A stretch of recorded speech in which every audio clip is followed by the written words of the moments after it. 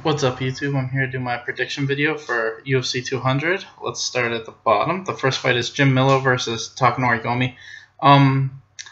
This is really tough just because this is really a bad stylistic matchup for Gomi, but I'm still going to pick him. I think that Jim Miller's just been looking weaker and weaker in all of his fights, and I think Takanori Gomi still looks like he has some gas left in the tank, as where Jim Miller just... It feels like once he gets out of the first round, he just starts to gas really hard, and I feel like if Gomi can just stuff the takedowns in the first, then he should be able to win this. I think he wins either by decision or knockout. Next is Gegard Mousasi versus Thiago Santos, and striking-wise, they're probably about even, but I think there's a huge edge grappling-wise for Gegard. I think if he can get this to the ground, he'll probably win by submission. So I'm going to pick Gegard. I think he wins either by first or second round, rear naked choke.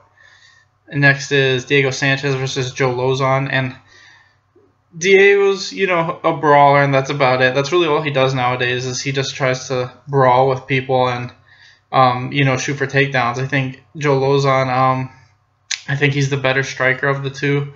I think grappling-wise, he's probably the better jiu-jitsu guy, as where Diego's the better wrestler. I think if he can stuff the takedowns and keep this into a striking match, he'll probably win by decision. And that's how I see it. I think he just uses his better striking and good takedown defense to just win a 30-27 decision. Next is Sage Northcutt versus Ekrane Martin. And this is just a garbage fight. They're just giving Sage somebody he can beat. He's going to beat this guy in the first round knockout. I mean, it's obvious what this is. Next is TJ Dillashaw versus Rafael Assunção. And Assunção hasn't fought in like 2 years, and TJ's been looking amazing. I thought he won the first fight. I think the only reason he didn't get the decision was because it was in Brazil.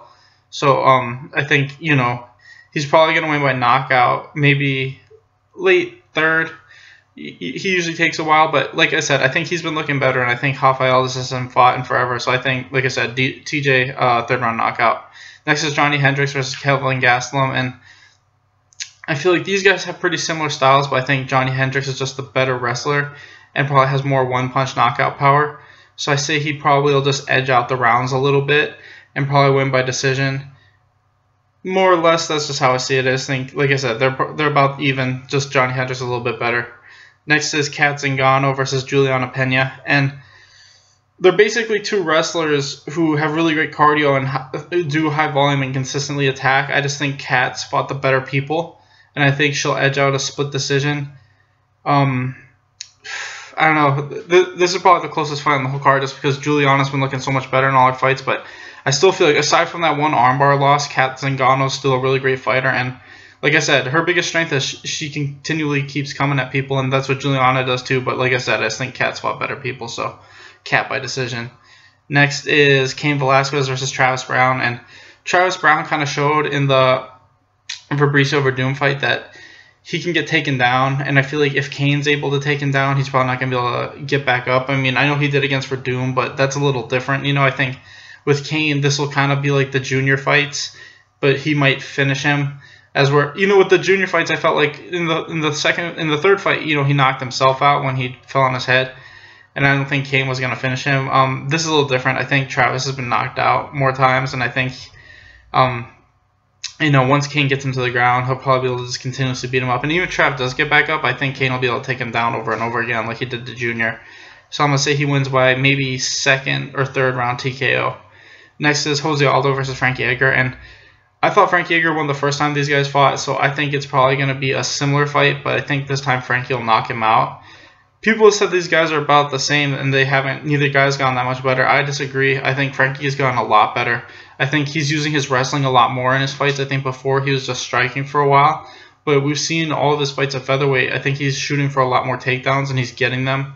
I think that I think his power is better since that fight with Edgar. I think that was his very first fight ever at 45 when he fought Aldo the first time. I think now he's used to the weight, and now he's able to put the power on his punches. And like I said, I think he's gone 3 or 4 finishes in his last 5 fights, which is more than he ever had at lightweight. So I think Frankie Edgar has looked way better since that first fight with Aldo, and I think it'll probably be a close fight until Edgar finishes him, and I think Edgar will finish him in the 4th or 5th. Next is Miesha Tate versus Amanda Nunes, and Amanda Nunes has really bad cardio. Let's just be honest. I mean, she's a great striker with some decent takedown defense, but that's about it. I feel like if Miesha can survive like the first round and a half, then she'll probably finish her in the third, kind of like how Cat Zingano did. And that's basically what I see happening. I think she'll probably lose the first. The second is when it'll start to go a little bit back and forth, and then probably the end of the third, Miesha will probably win by like rear naked choke. I just think she's way better. As long as she doesn't get caught with a big shot, then I'd be really shocked if she wasn't able to finish with a submission. Next is Brock Lesnar versus Mark Hunt, and Brock Lesnar hasn't fought in 5 years. I mean, there's just no other way to put it. It's not like he's been training either. He's just been doing, the WWE stuff. He's not in fighting shape. Mark Hunt has been consistently in the top 15 these last 5 years, and you know what I mean? It's just, can Brock win? Yeah, if he hits a double leg really early and is able to just keep on pinning him down, but even then, I mean, we saw against Stipe, I mean, Mark Hunt can go 5 rounds fighting in a disadvantaged fight like that, and I think can Brock keep up that pace, not being in fight shape, not fighting for so many years. I mean, he obviously trained for this camp, but it's one of those things where you compare a guy who's trained for 5 years consistently and been fighting consistently for 5 years versus a guy who hasn't.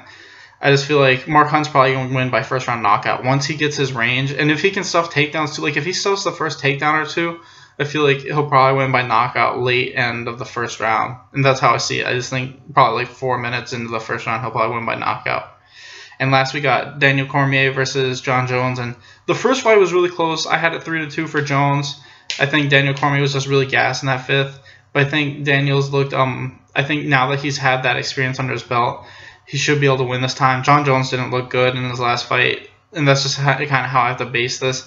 I think Daniel Cormier went 5 hard rounds with, Alex. And that fight was super close. I thought it could have went either way. But the thing is, in the fifth, he looked fresh in that fight. And I thought that fight was way higher paced than the fight with Jones. So I feel like he's obviously corrected the mistake of the first fight. And I think, Jones didn't look that, like I said, he didn't look great in his last fight. And DC looked like he's fixed all the mistakes that he had. So I think DC edges out a decision, probably 48-47. Anyway, thanks for watching, guys. Please like and subscribe.